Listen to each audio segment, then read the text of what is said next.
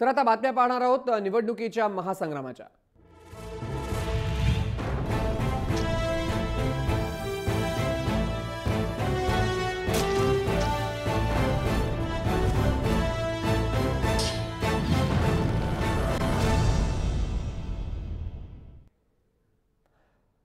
BMC निवडणुकीची रणधुमाळी जोरात सुरू असून शिवसेना आणि भाजप हे दोन पक्ष मिळेल तेव्हा मिळेल त्या ठिकाणी एकमेकांवरती चिखलफेक करतायत आणि याला निमित्त ठरलंय ते जाहीरनाम्याचं।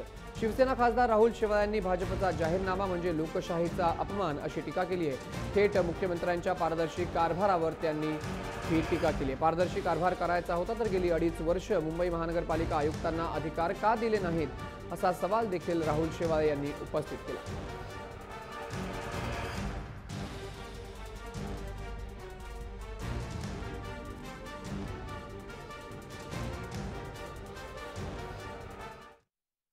माझं माननीय मुख्यमंत्र्यांना आव्हान आहे की त्यांना कारण ते पण स्वतः नागपूर शहराचे महापौर होते।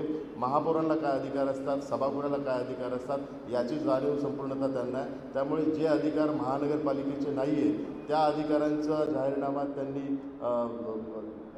त्यांनी प्रस्तुत केलेला आहे। हे खऱ्या अर्थाने मुंबईकरांना एक दिशाभूल करणार आहे।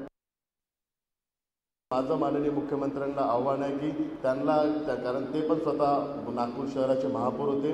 महापौरांना काय अधिकार असतात, सभागृहाला काय अधिकार असतात याची जाणीव संपूर्णतः त्यांना आहे। त्यामुळे जे अधिकार महानगरपालिकेचे नाही आहे त्या अधिकारांचा जाहीरनामा